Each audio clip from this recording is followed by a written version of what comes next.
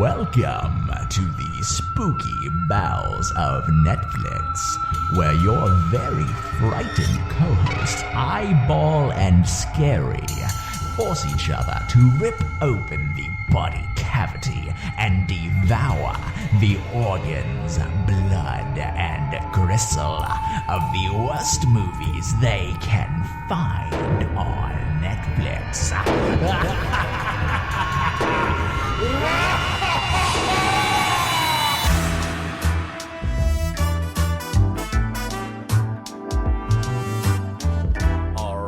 Welcome to the bowels of Netflix in the spooky land. I'm Eyeball, and with me, as always, is my very frightened co-host, Scary. How are you doing this week, Scary? I feel disappointed because sometimes on the road to greatness, even the greatest and scariest among us have missteps. I'm willing to admit that flaw today before you. Did you maybe pick the best movie I've ever seen in my life? I may have fucked up. It's not the best movie I've seen in my life, but it's really good. Well, yeah, I mean, we've already reviewed Orgasmo, so we know your taste. I'm wondering now, sir. Your taste is noted to be garbage. Eat a butt, sir. Oh God, please, Lord, anything. Eat a goat butt. Oh, fuck's sake. Lick your own palm after you fist a ghost. I have an actual annoyance. I have an old man moment I just had about 5 minutes ago. I walked the dog before we started recording, and I grabbed a different set of headphones. I had grabbed the headphones that came with my phone when I got a new phone, instead of my old ones I usually use. And as I was walking around, the buttons weren't working right. And I'm like, what the fuck? What's wrong with this thing? And I look at it. It needs a firmware update. My cheap $7 headphones that came bundled with the phone needed a firmware update. And I wanted to smash the thing with a hammer. Oh, boy. That's a little rough. It's the first world problems. But God, was it annoying. Yeah. Oh, boy. So we are the Bowels of Netflix. We are two old friends who hate each other more than anything in the world. And every week, one of us forces the other one to watch the worst movie they can possibly find on Netflix. Or, as you'll see this week, Larry fucked up and gave me a great movie. Scary, you're scary. Eyeball, Find us on Twitter, find us on Facebook, find us on TikTok. We have a huge TikTok page. We have more TikTok subscribers than Donald Trump himself. It's amazing. There's so many, titty videos, too, on our TikTok page. No, that I believe. You can also email us at bowelsofnetflix@gmail.com. We'd love to hear if you have any experience with any of the movies we've covered. If you have any suggestions of movies we should cover in the future. Yeah, apparently I need them, so. Yeah, you done fucked up Misstep this week. On the road to greatness. Oh, boy. So, before we get into my excellent feature film, which is The Babysitter, Killer Queen, let's do a little news update on the Netflix phenom that is Cuties. Yeah, just as a little backstory, a couple of episodes ago, we had a little gentleman's agreement where we decided that despite Cuties being very much in the news of Netflix because it's a controversial movie about a bunch of 12-year-olds twerking, basically nude from my understanding, we decided that for the sake of our respect for human life and our desire to live a life free of incarceration, that we weren't going to talk about it. Not to sexualize children. Too. We make our jokes about 18-year-olds or high school girls licking and screens, all that stuff. Sure, yes, but that generally is kind of a character. It's a joke. We're not really like that. 18-year-olds are attractive, but all they have to be 18. They have to be 18. Yes. That's a rule. Yes. That's a goddamn rule. They do. Cuties is bullshit and weird bullshit. I don't like it. Yes. I know they're making a point. They're arguing against sexualization of children, but don't do it by sexualizing the children. So That's a bad thing. We have been using Cuties' age to describe young children. So in the spirit of continuing to use that joke and the weird, fascinating story, since it's a heavily Netflix story, we wanted to take a little moment here and talk about it because Netflix is getting some backlash about cuties. With the high court in Texas, right? Texas, of all places. Right, yeah. So Netflix is being sued by the Texas grand jury. Now, to the surprise of, and I'm going to say this, you know what? I know this is a bold phrase. I'm going to go out there and say it. To the surprise of literally no one, Cuties is a French film. Because of course it is. Right. So it's, well, let's see here. I'm reading, I'm not a real reporter, so I'm looking at Cinema Blend and a Vulture article. Because I didn't bother to look and see if any reputable news. I read real news on real websites, and I don't pay for it because fuck the man. So I don't have any more free Washington Post articles to read this month. So I got to use Cinema Blend, because I ain't shelling out to goddamn Jeff Bezos. He already owns the rest of my life. The French film is being faced with a charge under state law forbidding, quote, the lewd exhibition of the genitals or pubic area of an unclothed, partially clothed, or clothed child. Something about that sentence I find deeply disturbing. Terrifying. Did they show genitals in the movie? I thought there were nipples, but I didn't know about genitals. Oh God, is there nipples? I think there's nipples. Oh dear! Oh Lord! Again, I haven't seen it. I will not watch it personally. No, we're not going to watch this. I don't want to. I thought we could do it as maybe like a joint special episode or something as a joke, but no, absolutely not. We're out of Cuties. So yeah. Now the part to me that seems a little weird because I saw the headline last week when I did notice it. I didn't have time to look into it then, but Netflix is taking a stance siding with Cuties. Quote, yeah, they've been defending it. So via Variety, this is a quote from Netflix. Cuties is a social commentary against the sexualization of young children. This charge is without merit and we stand by the film.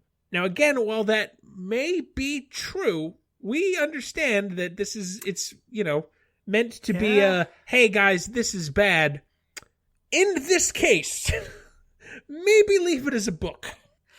Exactly. Like, your point is don't sexualize children. And to make that point, you sexualize children on screen to display how bad it is. That seems problematic.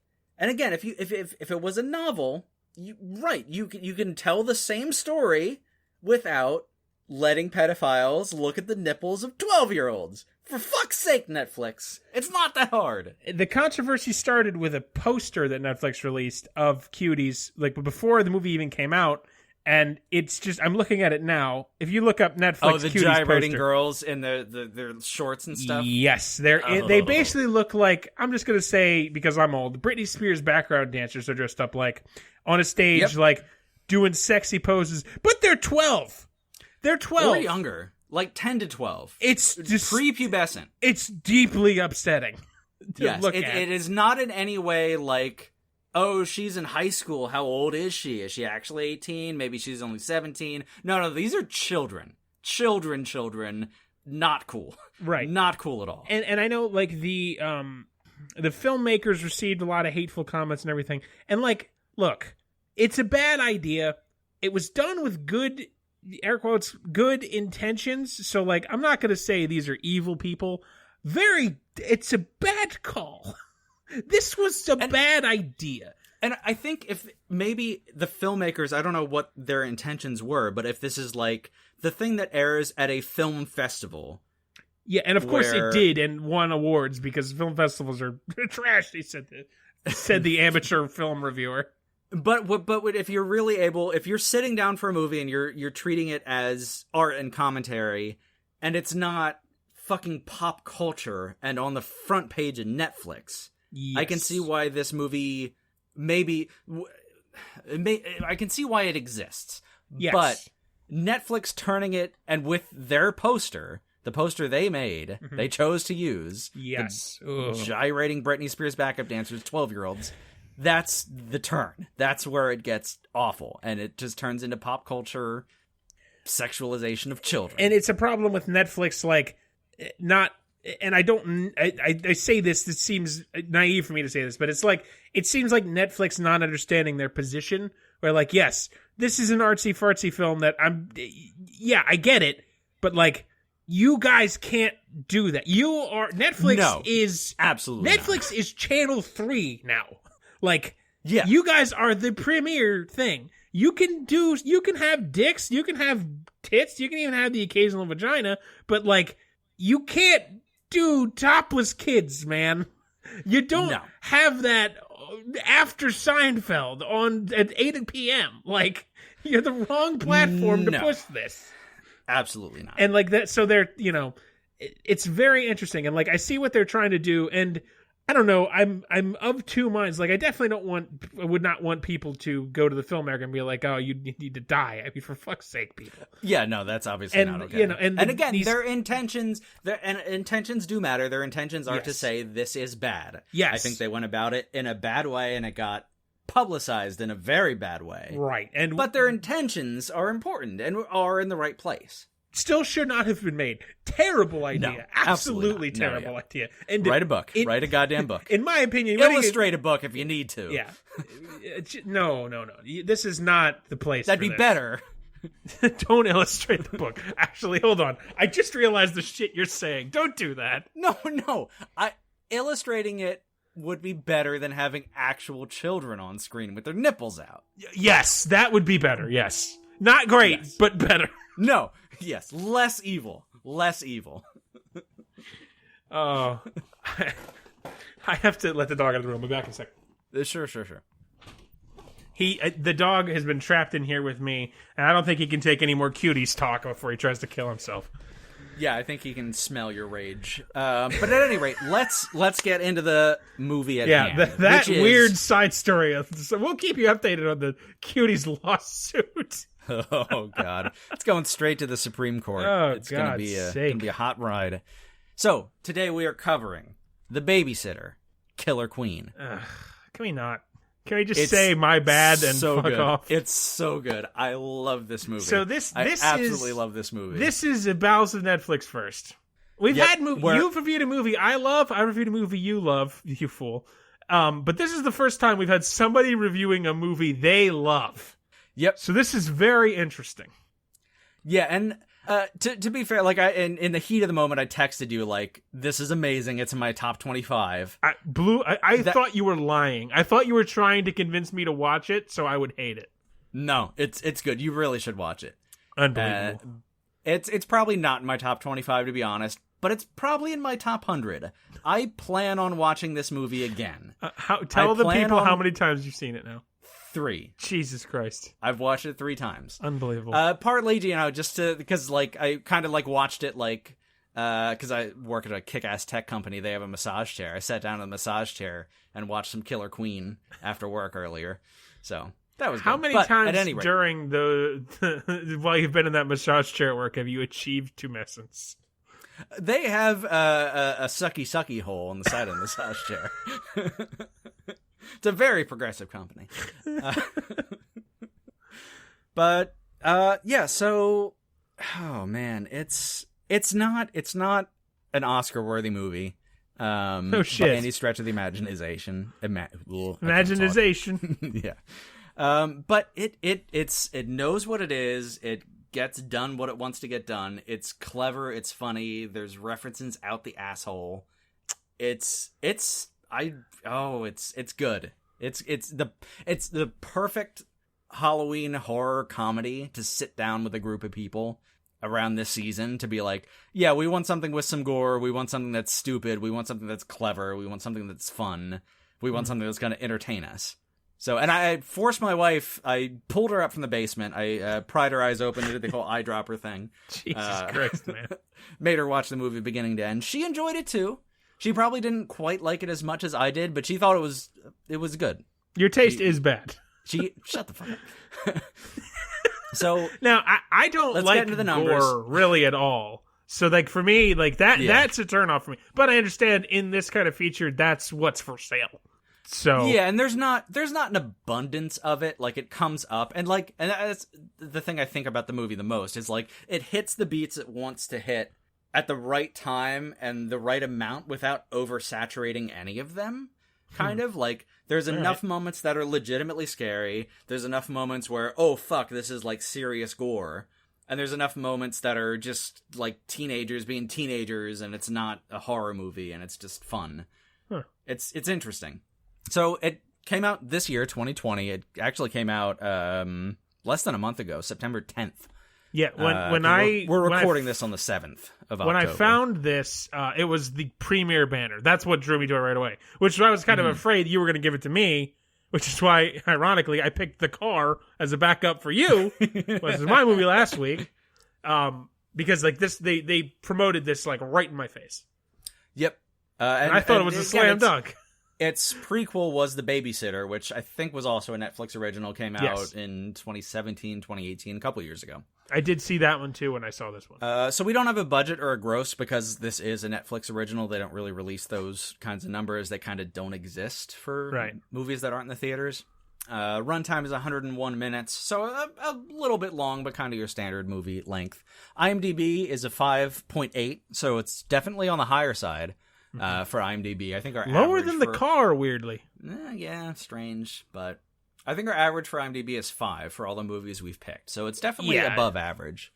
Same thing with Critic for Rotten Tomatoes, because it came in at a 43, which is, certified rotten, but that's pretty good for the movies we cover. For Bowels of Netflix, that's like a B-. And Rotten Tomato audience, it actually gets a little popcorn icon. It's a 65%. So the audience who's choosing to watch this definitely enjoyed it, and that makes perfect sense. Because if you're going to click play on a movie with this title, you know what you want, and you get it. And you get a good movie. You really do. I'm probably going to have to watch it because I'm very suspicious, but we'll see how the review goes. I do want to know what you think. I want to know because this is why I pulled my wife up from the basement, pried her eyes open, and did the eye drop thing. Because I wanted, bitch, am I crazy? Bitch, am I crazy? I kept screaming it in her face. Yeah, you might. Hey, man, I don't know. She trembled and cried and said, "No, you're sane. You're perfectly sane. Don't hurt me." It is a miracle she said yes. There was a lot of crying at that wedding. I really thought it was emotional, happy, but turns out it was. You can put an electric shock collar anywhere you want to. I learned that the fun way. I know. It might be the darkest joke. Every mental image of that is bad. So I'll give you my personal score up front. It's a 7 for me. Wow. It's a 7. A 7? Yep. A 7? Oh. It's definitely not in my top 10. It's I'm sorry, Grandma. I failed you. I've brought shame upon our house. It's not a great movie, but it is what it is. I was trying to think of what to compare it to, and the weird comparison I came up with is Happy Gilmore and Billy Madison, where and it's not at all like those, but just this movie knows exactly what it wants to be. It's not a good movie, really, but it does exactly what it wants to do. It does it well. It does it cleverly. There's enough fun. There's enough moments where it's kind of serious when it wants to be, but it doesn't take itself too seriously. And it works the whole way through. That is interesting because I get what you mean because those two are probably good comparisons because I don't think either of Billy Madison or Happy Gilmore are good movies, but they're fun to watch. I enjoy both of them. And they're clever. They know what they are. They just know they know what they're going for, and they just hit it at every beat. It's just perfect. We've talked about on this show before. That is an attractive feature in a movie. Is it knows what it wants, it knows what it is, it knows what it's doing. Exactly. And that really lets you look past the bad parts because, but they know, and they work with that and make it work. So, damn it, fucking Jesus! This was written and directed by an interesting man whose name is Roger Zemeckis. MCG. Oh, McG. I know McG. You know McG? Yeah, he wrote a shitload of Supernatural, which is a terrible show that I weirdly love. That was on his Wikipedia page. How much do you know about him? He's I think he's a bit of an oddball. I don't know a ton. I've seen more of his work. The weirdest career of anybody I know. And he's done some wacky shit. He started in high school as the original frontman for Sugar Ray. What? Yes. No way. I'm not kidding. He went to high school with the members of Sugar Ray. And then, like, I'll be goddamn. As the band was, like, starting, they kind of realized, oh, you can't fucking sing. You suck.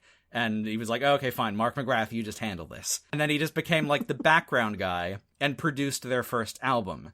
And that was his first, like, foray into pop culture and career. I know some of his career beats, and that's not what I knew, and I'm blown away. So weird. So then he's in the music industry. He keeps working with Sugar Ray for a little bit, sort of in the background. He's not trying to think. I know he did a video game or two, and I can't think of the name of him. He directed. I think that's him. Started directing music videos, notably The Offspring's "Pretty Fly for a White Guy" and Smash Mouth's "All Star." He directed All Star. He directed All Star. Oh wow! I didn't know that. Holy shit! He directed documentaries of both Sugar Ray and Korn. Spelled with a K, of course. That makes sense, I guess. He started transitioning to movies in the year 2000 when he directed Charlie's Angels. Oh, that movie's a pile of shit. I think the first one people don't hate, but the second one's bad. Again, it's the first one's not good. It is what it is, and you got 6 titties that are just out of sight and legal. Thank you. Those women are flawlessly attractive, and they're solid actresses too. Like Lucy Liu's great. Yeah. I love Lucy Liu as an actress, and they're flawlessly gorgeous. And I enjoy all three of them: Drew Barrymore, and Cameron Diaz, the other two ones. Yeah, no, they're all entertaining actresses as well. Mm-hmm. So he also, and he had a lot of weird stuff. Like you said, he's done video games. He's done all this random stuff. He's done a bunch of TV stuff. I swear to God, the name of the games he did is like on the edge of my fucking. It's on like the tip of my tongue. He also directed because it's bad. I played 2009 Terminator Salvation. Oh, that one's a pile of shit. And in 2017, he kicked off the Babysitter franchise, which we're doing the sequel of today. And purportedly, he did. I think like the first 7 or 8 seasons of Supernatural, which is not a good show, but if you watch it long enough, you like it anyway. That sounds about right. I had the same relationship with that I do with The Walking Dead, except The Walking Dead is complete garbage and Supernatural's actually not bad. And purportedly, there's a third movie in the works. He's drafting it now. So, fucking McGee, I'll be damned. The weirdest career. So it's all over the place. So there's a lot of features about this movie that are just great, and I just love. One is the soundtrack. The soundtrack is amazing, and the songs work perfectly in the context and really add something when they add something, and it's just really well curated. You have stuff from the Sugar Hill Gang, the Cramps, Dead Kennedys, Foreigner, Jefferson Airplane, and Queen. And the Queen song they picked... Oh my god. Killer Queen. Killer Queen. Of course. Yeah. It's perfect. It's a good soundtrack of like old hits like that can really make a movie. Guardians of the Galaxy. Absolutely. I mean, for fuck's sake. A lot of... Those soundtracks a lot are of on Tarantino point. movies are elevated because of the soundtrack. They're great anyway, but the soundtrack is what just is the turns it up to 11. So, and another thing with this movie, it's absolutely packed with pop culture and movie references. They hit you over the head with them, but almost all of them are fairly clever and serve a purpose, either in like the storytelling or in characterization of people, or just feels like organic dialogue. Like, none of them jumped out as like, oh, you're just doing this to be witty or clever, but like, it all felt like it belonged, but it was really witty and clever, and just everything, like all references from fucking Deliverance to Rob Reiner to Kelly Ripa to Bambi to... That's a harder sell, but I'll reserve judgment. I'm curious what you would think of that. So, normally we cover the plot beginning to end for these movies. Because the plot's usually the biggest train wreck. And I'm going to do some of the plot, but at a certain point, I'm going to turn off the plot. Because I suggest everyone listening go see this movie. And I don't want the plot to be completely ruined, because there are legit, and they're not great twists and turns. It's not fucking Shyamalama Ding Dong, pulling something out of his ass. But there's a couple of twists that are... Funny you mention him. There's interesting ones where you didn't quite see that coming, or coming quite the way it did, and it's interesting. So again, not Oscar worthy, but entertaining, very entertaining. This is strange. Yeah. I don't know that I like this. So we'll start covering Lord. the plot in some detail just to get a feeling and a flavor for the movie. And then we'll drop off a little bit. So we're in for a different bit of a ride today. So we first see our teenage hero. It's nighttime. He's gotten up in the middle of the night. He's pouring a glass of milk, and then the milk starts turning into blood. Spooky. Everything gets all spooky. There's spooky sounds, and then he wakes up, and it was just a dream. So there we go. So we cue up a standard sequel voiceover, where he's kind of explaining the shit that happened in the previous movie and setting up this movie. The hero says, and he's just going to be called Hero throughout the movie, high school is worse than a near-death experience, and I should know because I almost died like 5 times in one night. We see quick clipped footage from the first movie showing a whole bunch of gruesome violence, people dying horrible deaths, getting impaled through the neck, like, pretty intense gore, or someone like in a noose getting their neck snapped, and you hear the crunch and all of that. And then, we sort of see the aftermath of the movie. And apparently the cops and firefighters who showed up did not find any bodies in the house. And no one believes our hero's story. And they all think he's just a crazy kid who got mad at his babysitter and drove a car through the house. Callback. So during the voiceover, we see the movie's first use of stylized, shots. And this one's slow motion. And this can really easily turn bad. And it's kind of similar, but like the fast motion from the car last week's episode, but where you're manipulating stuff on the screen to help tell the story in a slightly different way. Right. We get that a lot with these shitty movies, and it always seems to take away more than it adds. Yes. I really think this movie adds. There's some times where there's legit freeze frames and like words on the screen at times, which might be a little over the top, but I don't know if I'm, just puppy love, but that's certainly true. But yes, I'm willing to. All worked for me. So yeah, he's doing his voiceover, and we get slow motion of our hero walking through a crowded high school. He's talking about how bad high school is, and no one believes him. And then all of a sudden, the footage jumps to normal speed, where a fat bully shoves the hero and says, "Put this pussy in the mental ward." And as soon as he gets shoved, it goes back to slow motion as he's like spilling forward. Sure. And another thing about the movie, they actually, some of the main characters are a little older. Bella Thorne is actually in this. She's of some note. So the name kind of rings a bell. Yeah, I forget what else she's done, but she's around. But a lot of the people who are actually high school age look like high school kids and probably are 18 or under. I wouldn't be surprised. Or definitely look like it. And like the bully they have isn't super attractive. He's like a legitimate fat fuck piece of shit, like an actual bully. Okay. That you would have had in high school. He seems authentic. Yeah. So just those little tiny details where it makes it feel a little bit more real than your standard, where like all the high school kids are from Beverly Hills 90210 and they're all 25 and they're all like 10 out of 10 on the attractive scale, and it's just nonsense.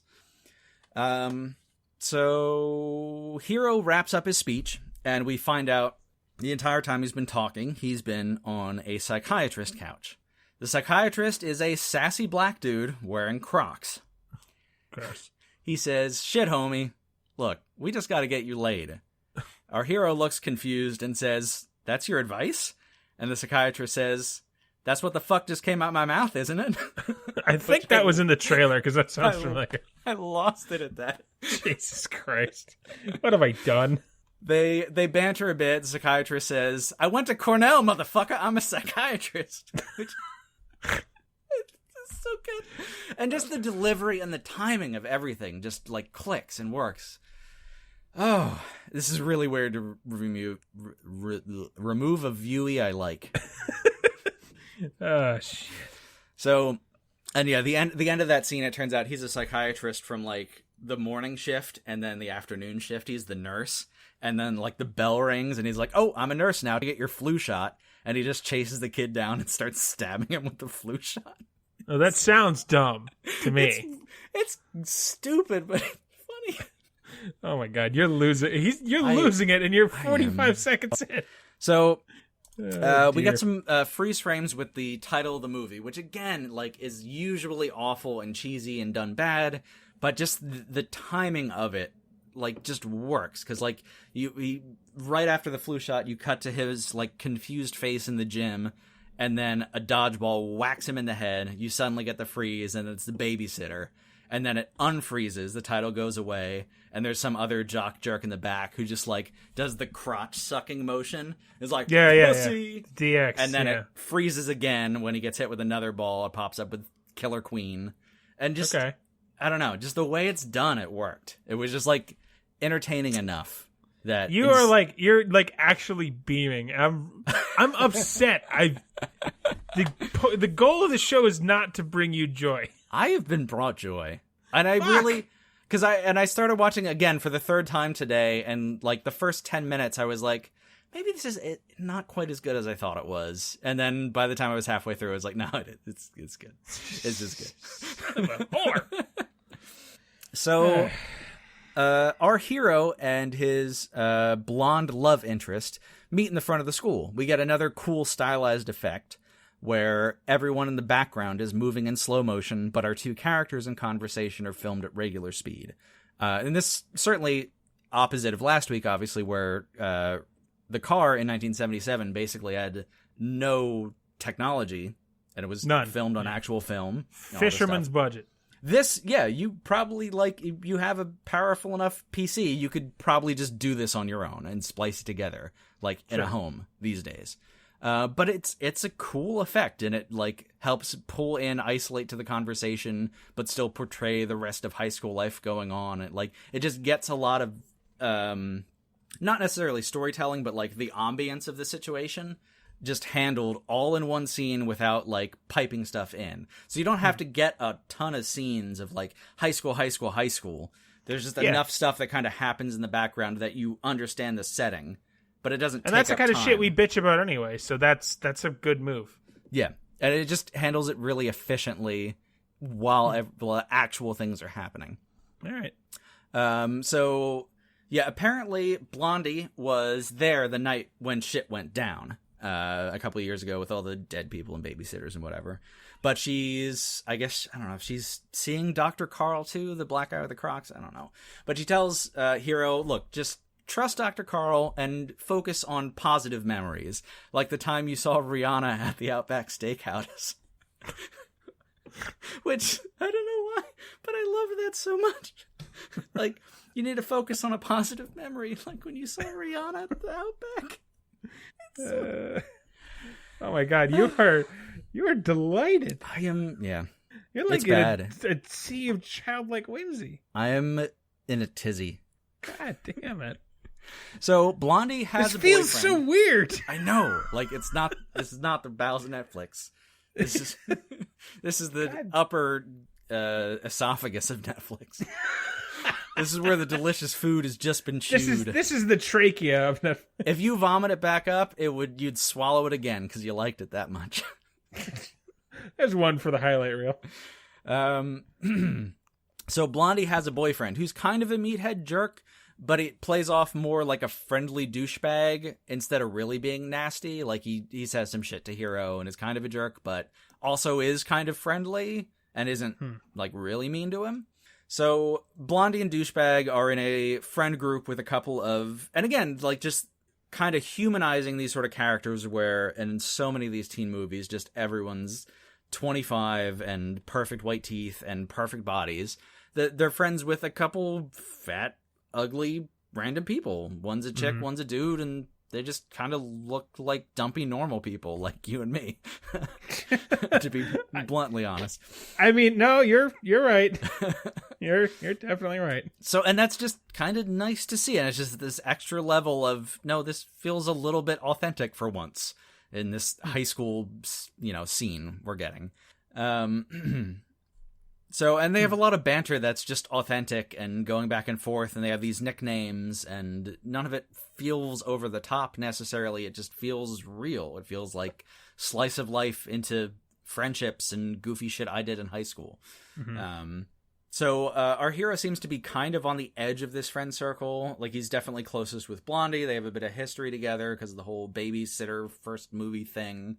But he's definitely, like, the main loser. He's kind of got 1 foot in, 1 foot out of the friendship group. Mm-hmm. So we cut to class, and we get some more really just pays off and works and, like, slow reveal, stylized slow motion, where the new transfer student comes in. And, like, you see her come in, and it's on her, like, her weird, kinky, like, high heel boots.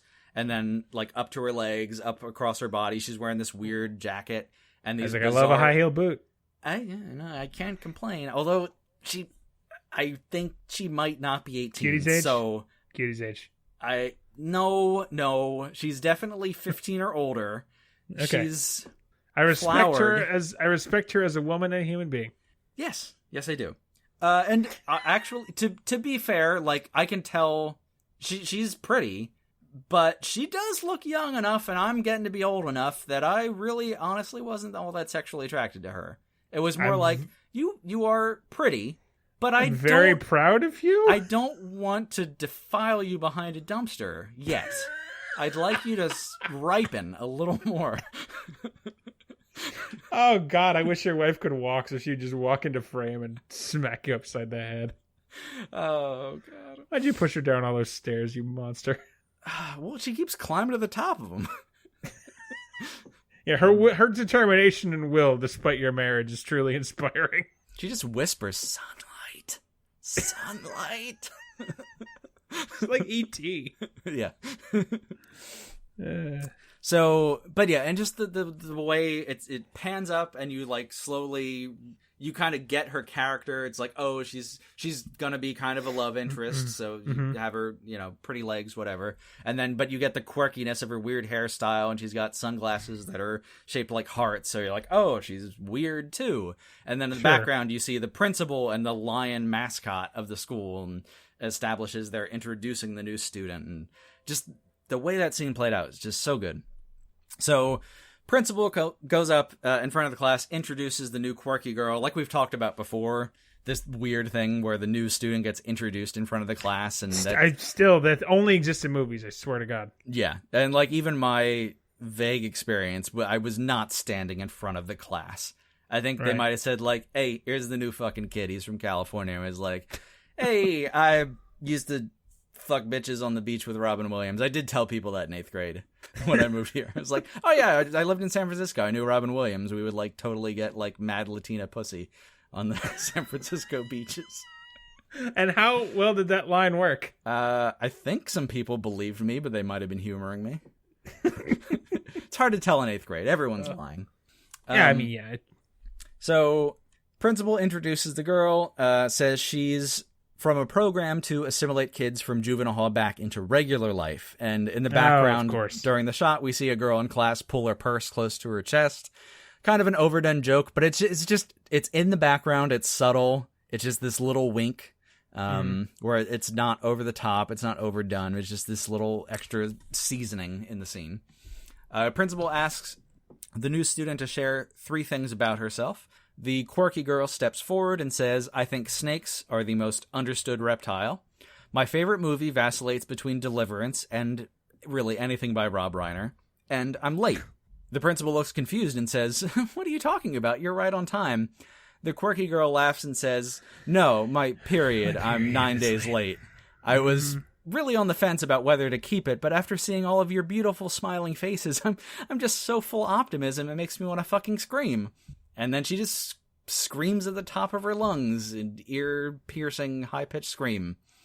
Now see, again, you describe that, and I think to myself, my God, I hate it. I like it.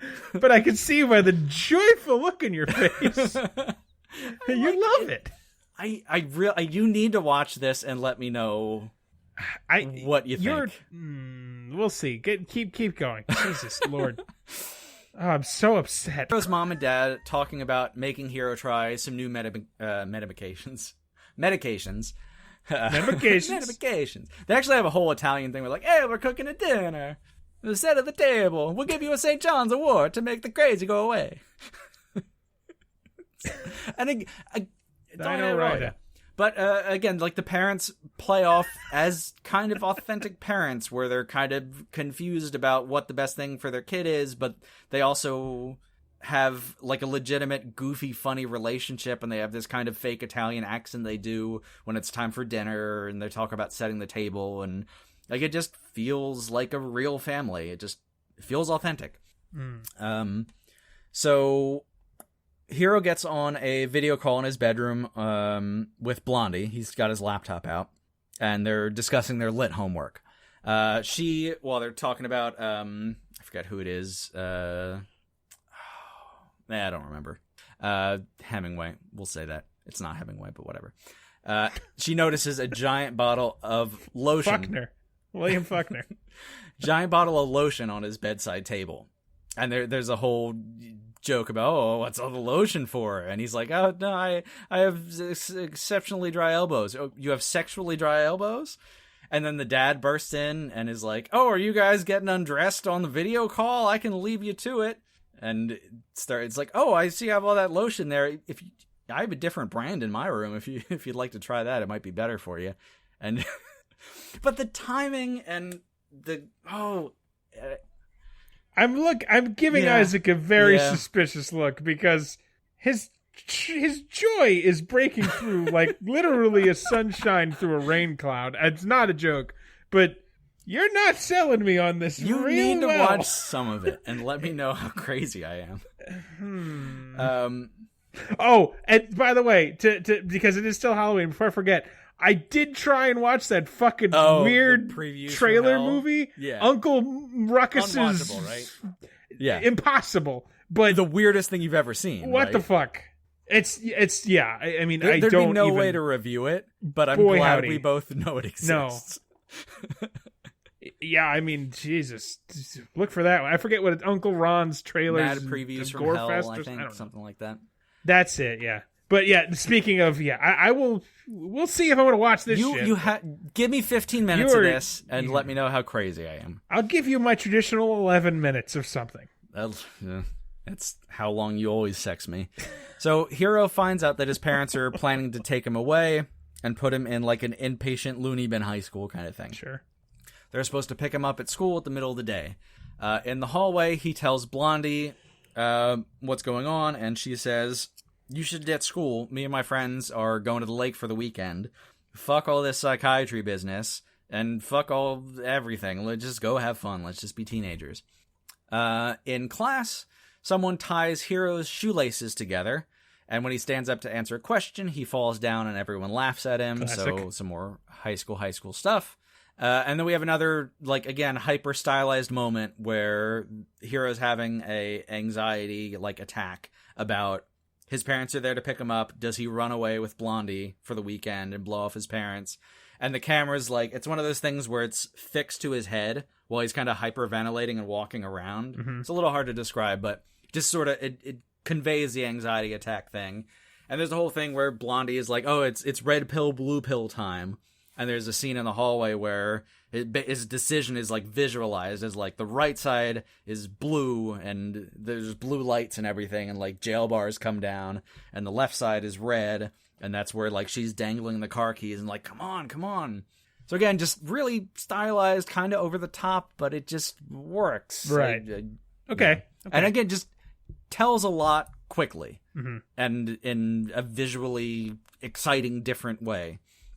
I know the shot you're describing with like the camera on the face while everything's like that. I can see what you mean, and that's usually that's a well done shot. Yeah, and it gets an anxiety attack across, like right. Bam, like it just sells it immediately. So it turns out Blondie has stolen her dad's badass hot rod car, and she and Hiro run out of the school and have a whole Thelma and Louise moment where they're like, yeah, we're gonna go, and they sit in the front seat and they like clasp hands together. And it's like a direct homage, again, one of the many, like, movie pop culture references that is peppered throughout this. But as soon as they hold hands, then Blondie's boyfriend runs into the car and, like, mushes his face up against the car window. And it's like, yeah, let's go to the lake and have some fun and set our dicks on fire. And it's, like, it has those stupid quotes like that, but our hero will, like, like almost as a wink to the camera, it's not really breaking the fourth wall, but will like turn to the boyfriend or the boyfriend goon and be like, wait, what? What the fuck did you just say? What does that mean? Mm-hmm. And it's just acknowledging how weird and stupid it is, and it works. Oh God, I'm so happy. I love this movie. You know, the worst part about this is I really lose twice. I get a bad movie and you get a good movie. I got stabbed twice today. I'm sorry. Eyeball piece. I'm not sorry. I'm not sorry. I love that. I'm just happy. I've been brimming with optimism all week. I didn't spend last night in a crying panic attack for any reason at all. This movie has just been a bowl full of joy. So Hero's mom and dad are worried because now Hero is MIA. They go over to the neighbor's house, and we find out now that the neighbor is Blondie. Blondie and Hero are neighbors, so that's why they're kind of like friends. Sure. That's why they were into the shit in the first movie, which again I haven't seen, so I don't know the full background of that. So they're knocking on the door, and there's some bullshit with the parents, and the dad begrudgingly admits that he's been over here before to hang out with Blondie's dad, to play video games and smoke a little pot. And mom is upset and is like, "What? Why are you smoking pot?" And then just as the door opens, she's in the middle of saying, "Wait, was that the night you tried to stick it in my ass?" And that's right when the door opens. Mm-hmm. I love it. Mm-hmm. I love it. So Blondie's dad is amazing. He's so funny. He's a modern hippie bro douchebag. Oh, God. He's got long hair and this stupid hot rod and just tries to be really cool and with all the lingo and plays video games and smokes a bunch of pot. And he's talking about how cool Blondie's boyfriend is. And he's like, "Oh yeah, he's the best. Like, I totally slid into his DMs and we've been trading sick GIFs and memes and having a lot of LOLs and LMAOs." It's just so good. So good. You're judging me so bad. You're the longer this goes on, the more you're unselling me on it, honestly. So, Blondie, Hero, and the gang of friends are on the road. They stop at a convenience store, and douchey boyfriend buys and plays with some silly string. And I kind of wrote this as I was deciding whether or not, or how far to get into the plot. So, like I mentioned before, Hero getting up and his shoelaces were tied together. Yeah. Right, and he trips and falls. They do a lot of foreshadowing with how things are going to play down, because in the future, when there's a bad guy that has to get killed, mm-hmm. Hero ties his shoelaces together to trip him up. Okay. And silly string is set up here, and it's just this kind of goofy thing where douchebag boyfriend's running around the convenience store like, "I'm buying silly string," and he's kind of spraying it, and it's like, oh, just a dumb teenager being dumb. And then silly string is a method of killing someone later. Okay. But there's a lot of stuff Chekhov that is string, like, yeah. Exactly. Appropriately set up, and just this actually well written, even though it's kind of stupid, but you did it right for this movie. All right. So they get to the lake, and there's a giant party going on, people all over the place. We see our quirky girl, who said she was pregnant, jump out of a big rig and calls back to the driver she's walking away. "I'll tell them Large Marge sent me," which is another weird little nod mm-hmm. to Pee-wee's Big Adventure. So just all these little movie things. But again, they're subtle enough that like you might not think anything, but if you know what it is, you're like, oh, okay. I have zero care, interest, or memory of Pee Wee Herman. That Large Marge scene as I'm lowered into the ground, I'll be thinking of that though. It's something else. If you've never seen it, look up Pee Wee Herman Large Marge. It's like 3 or 4 minutes. It's worth it. It's so fucking there's a 2-minute clip on YouTube. Yeah. I watched it again today. It's so weird. It's really out there. It's worth seeing. On all our high school hero people are on a houseboat. It's I think one of them, their dad's houseboat, and they're borrowing it. So they're playing some games, board games, whatever. There's a 7 minutes in heaven thing where Hero and blonde chick go in and start kissing, even though she's got a boyfriend and sure. Whatever, jokes. And then this is where shit turns. And this is where I'm going to stop describing the plot, because there's enough things that are kind of twisty and weird that I don't want to exactly spoil stuff because, again, all of you should go watch this movie. So how far into the movie are you now here, Chuckles? Time, it's probably about 30 minutes into the about hour and a half movie. So roughly about a third of the way. Roughly a third. Yeah. Okay. So I'll give a couple of beats, and we'll talk about a couple more things. But yeah, so one of the characters, I won't say who, takes a giant giant hook off the wall. I don't know, fishing hook or something, but huge metal thing, and rips the throat out of another character. Horrifying. And blood is just spraying everywhere, and it's just full on total gore. Like you see the person like gasping for air while blood is just spurting. I hate it. All over the place. So actual intense gore. Definitely comedy based, but real gore. Great. And then the person who's like it's their family houseboat is like, no, what are you doing? Not on the shag carpet. That'll never come out. And then he like drops down and starts getting a towel and like trying to wipe it up. And one of the other characters is like covered in blood, like head to toe from the person who was murdered, and it's like, no, you gotta dab, don't rub. It'll just rub it in. Okay. So okay, come on, man, it's good. That's so fairly okay. All right. Now, okay, I don't want to step on your toes, but I mean, the trailer shows that, I mean, whoever, and I don't have a clue about either of these movies' plots. So the trailer on Netflix, like within 10 seconds, shows that the villains from the first movie are back. We know that. Yes. Sure. Yeah. That comes up, and there's little ins and outs. Okay. But yeah, the people who were killed in the first movie are back-ish. Sure. And it's a pact with the devil that basically the devil is like the faceless person, and they're some devil ritual, and they're fucking up Hero and his business. Yeah. I'm all about the devil. You know, live forever or whatever dumb shit. I don't know, something like that. So yeah, we end up with several villains. And it's more or less like the villains chase down the good guys for the next 40 minutes. And there's a variety of death scenes and gore and horror. And again, some like intense gore. Someone gets like completely splattered by a car. Someone else gets like their head stuck in a rock, and the good guys grab her feet and rip her body off her head, and like you see her neck stretch out and all the viscera. Yeah. There's like someone dies by fire. There's people get stabbed. Just a decent amount of gore, and again, it's kind of cartoony gore. It's not like super realistic, but there's a lot of fake blood involved. Great. So awesome.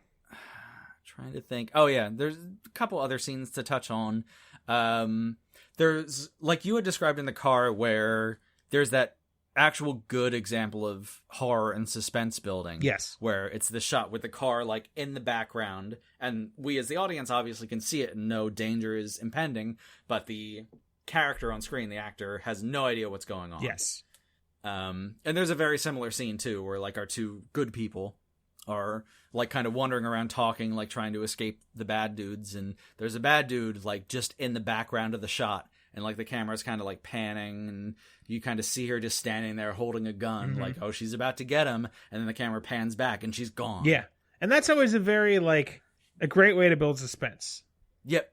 And then it builds up the tension, and then there's a release where suddenly a gunshot goes off, and XYZ happens and various stuff like that.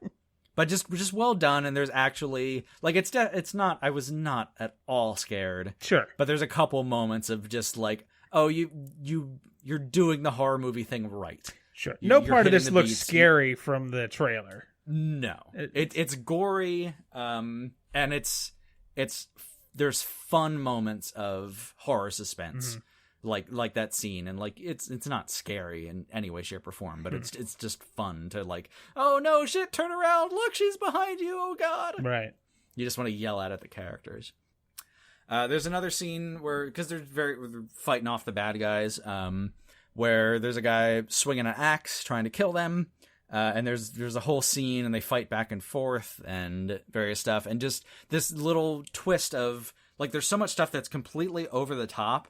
And then all of a sudden, they'll just, like, bring the hammer down and be like, no, this total like realism, like fuck the movie nonsense. Because like the fight just ends when our hero kicks the axe wielding murderer in the crotch, and he just falls down and is like whimpering, and like completely incapacitated, and it's like that scene's just over. And like you think of like Jason Voorhees or something, you kick him in the crotch, he's just gonna keep coming for you. Yeah, that's a good subversion of like, you know, it being too much of a horror, too much of a con. It sounds like a good mix. Yeah, just that totally human moment of like, oh no, if you kicked the bad guy in the nuts, yeah, the balls hard, are still the balls. Yeah, it's gonna stop him for a beat. Mm-hmm. So, and just having that little touch of reality was nice and refreshing in the midst of like, oh yeah, they have made a pact with the devil and there's all this supernatural shit. It's nice to get grounded in something like that. Your joy is so upsetting. I apologize for nothing. So my ass. Yeah, there's it's hard to get into the rest of it, but yeah, there's twists and turns, and a lot of people die. There's a lot of violence. There's a whole satanic ritual, and people get brought back from the dead. And there's a character from the first movie who shows up suddenly. Like, what the fuck is this? And you're like, what's this going on? And you have not seen the first movie? No, absolutely not. Okay. No. Are you going to watch it? Absolutely. And I'm going to watch this one again. Probably next Halloween. I'm going to be like, I could use a little Babysitter Killer Queen in my life. Oh, my God.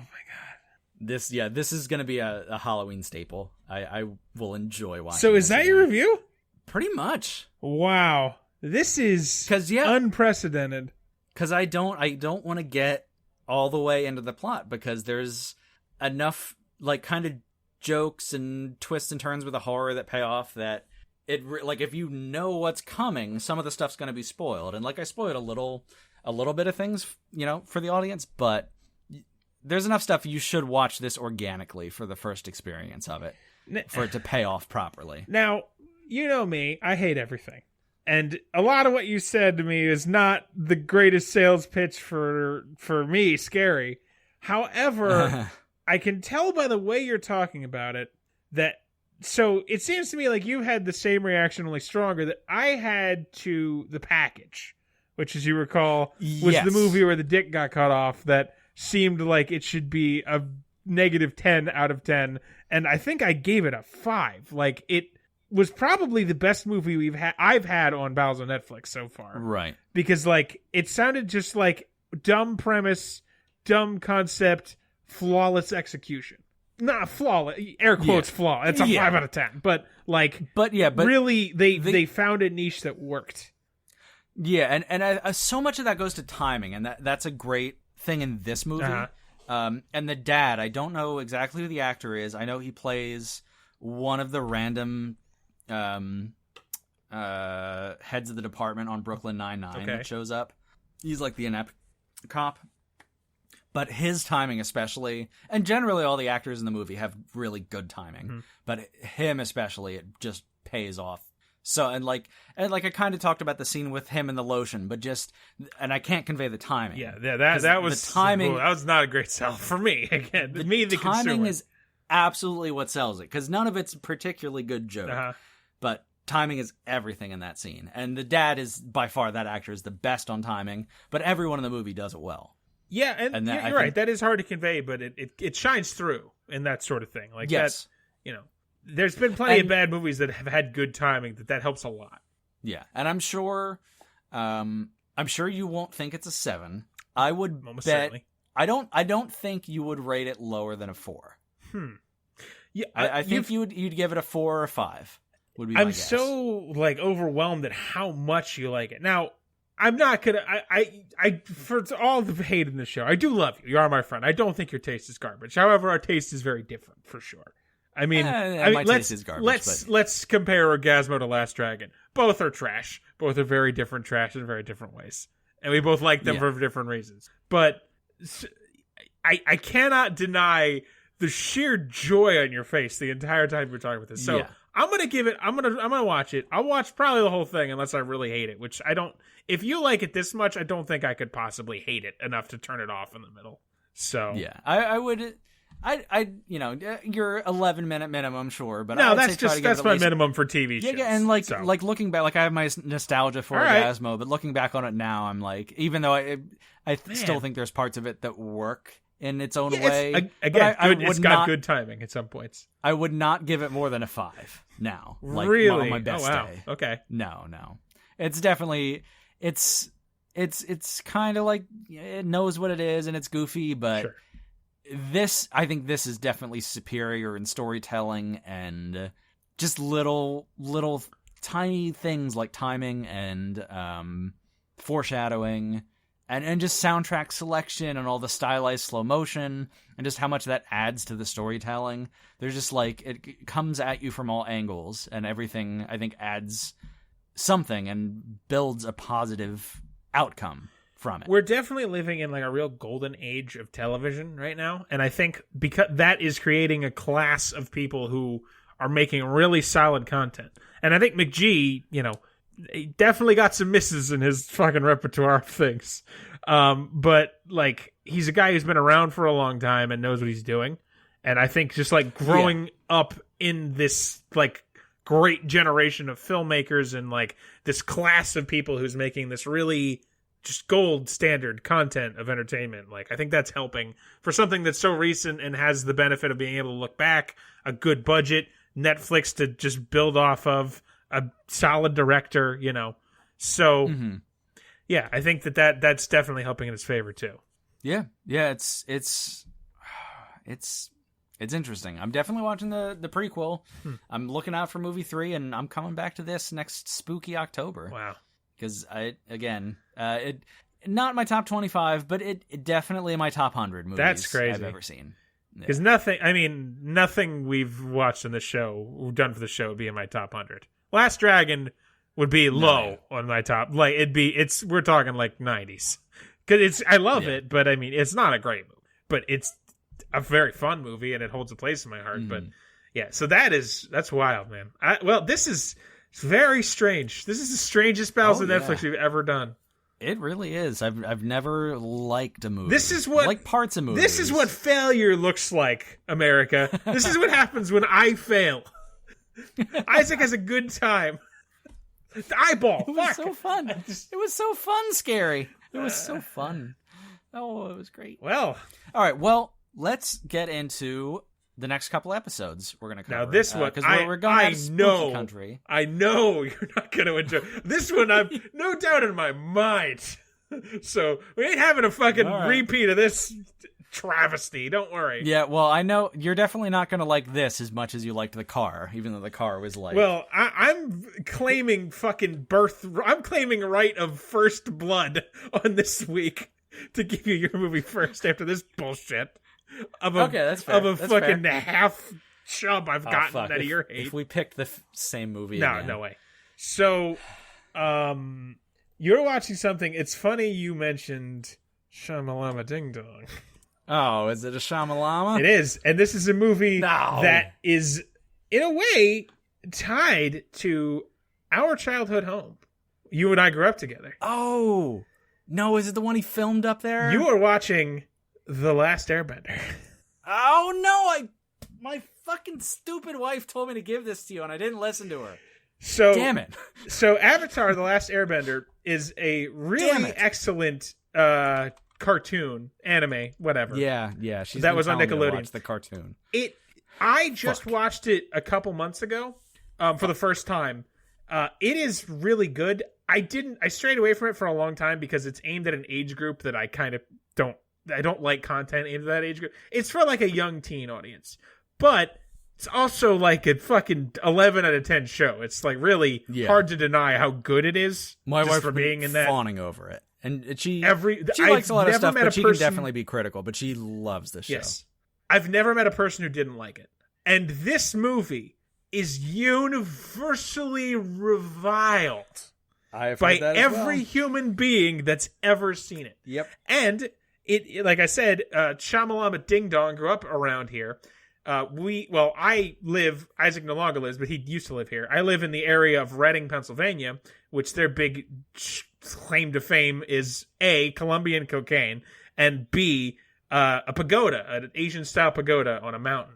Very random. Cool, but random. It's very strange. But yes, Shamalama Ding Dong, because he's from around here, filmed some of the scenes around that pagoda as like a nod to his growing up, I guess. I don't know. Which it does not look like anything that belongs in Avatar, having just watched Avatar. So I'm curious to see if you'll be able to spot it. It'll be interesting. And it's also interesting because I have a perspective because I've seen the entire show and the sequel like maybe 2 or 3 months ago now. So it's very fresh in my head. My lovely wife overheard me screaming about this and just texted me, he gave you Avatar, didn't he?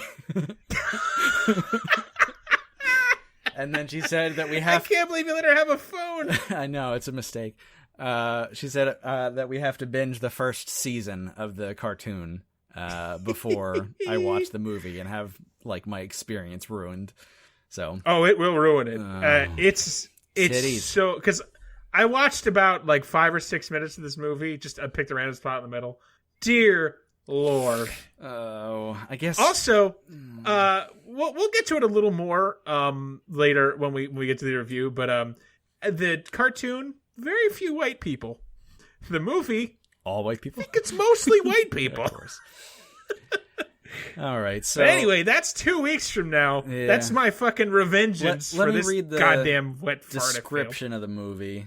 Yes. Oh, of course, Netflix broke. God damn! I just stop playing the movie. Our streak of being bad at this continues. I don't want to play the movie. I want to read the description, Mr. Netflix. You think for all the business we send Mr. Netflix's way, he would help us out? Come on! Why won't it? Wait. Oh no! The drop down carrot. There we go. What? Now it's not loading. God damn it! All right. In a world ravaged by the Fire Nation's aggression toward the peaceful air, water, and earth nations, a young boy holds the key to restoring peace. I don't like what I'm seeing at all. Oh, no. All right. It does not transition well from a cartoon to real life. Yeah. Bucko. Well, so yeah, that's what I'll be covering 2 weeks from now. But... Larry, 1 week from now, I know the episode will technically come out on Halloween because it's Sunday, but we did our spooky country. We're at a spooky country. You're not getting a spooky movie, Larry. Yeah, unfortunately, to the way we record the schedule lately, it just we didn't get a spooky on Halloween. But yeah, once Halloween actually hits, you're done with spooky. You're ready for turkey and cranberry sauce and whatever. Football and now pillaging natives peoples. Larry, I wonder if you're familiar with a very famous phrase. Get her done. I'm familiar with a lot of phrases. Get her done. Oh, no. Larry. Oh, I don't know if you know your namesake, who you were named for. Larry, the cable guy. No. He made a movie. I know he did. Called Delta Farce. Oh, that's not even the one I thought. What the fuck is Delta Farce? It's bad. I think Bill Engvall is in it as well. They're, two famous guys from the blue collar comedy tour. I'm playing the movie too. God, yeah, we can't handle Netflix. But yeah, we haven't had a good old redneck flick in a while or ever. So, oh no! Oh, this looks bad. I watched a few minutes of it. Oh. I feel bad. Delta Farce, 2007. After boarding an Iraq-bound plane, 3 unlikely soldiers land in Mexico and set out to become local heroes in what they believe is the Middle East. See what happened there? I got confused. I hate you. They're killing the wrong kind of brown people, Larry. Get that recording for later. Larry the Cable Guy. I think, these 2 weeks are really going to be the antithesis to the last 2 episodes. A liked movie and a loved movie to what there's no way either of us are going to like these movies based on all the available. No, it's impossible. It's gonna be a train it's impossible to like Avatar, and this is just what the fucking holy. Who gave him money? Which one of you fucking people? The American people gave him money. Gave him money, Larry. Get her done. This is the worst. You know when you're a redneck. When all right, like take it easy. Delta farce, and your name's Larry. Well, thankfully my name's Scary. Oh, right. I don't have to deal with that. We have totally bungled. We bungled it so badly. What's the Christmas theme? Necrophilia? No, that's Easter. Oh, the Christmas. What? Jesus isn't real. How would that work? Like How would what work? On Saturday, Jesus wakes up, stretches a little bit, and then goes to Pound Town with one of the local ladies of the night. Is that necrophilia?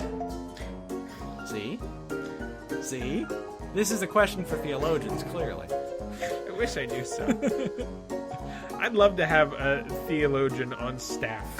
I really if there's would. any theologians listening right now, please email us at Babysitter. I have a billion questions for you. Got it. Oh, this is a nightmare. We've done fucked ourselves good. We are the Bells of Netflix. Thank you so much for listening. We adore each and every 3 of you. We do. All 3 of you. We love you. But yeah, we really appreciate alopecia, you spending your time with us. Fuck's sake, I'm tapping out. Twitter, TikTok, Facebook, what have you. You know how it works. Social media. If you're a granny, get the fuck off this podcast. You don't know how technology works. Get out of here with that gilf bullshit. God. Email us, bowsandnetflix@gmail.com. We really would love to hear from you if you're not too arthritic to type. We truly would. Please. That part's not a joke. Send in your messages, hit us up on social media, let us know what you think of the show. If you've seen any of these movies, have any thoughts on them, or any suggestions for movies we should cover in the future, we would absolutely love to hear that. And stay tuned for the next couple of weeks, because we got some real stinkers coming in your clutch hole. So get ready for them. It's going to be hot, wet, clutch hole. and a mess. You're going to be... I'm leaving early. Smell your clutch hole later. You fucking do the rest.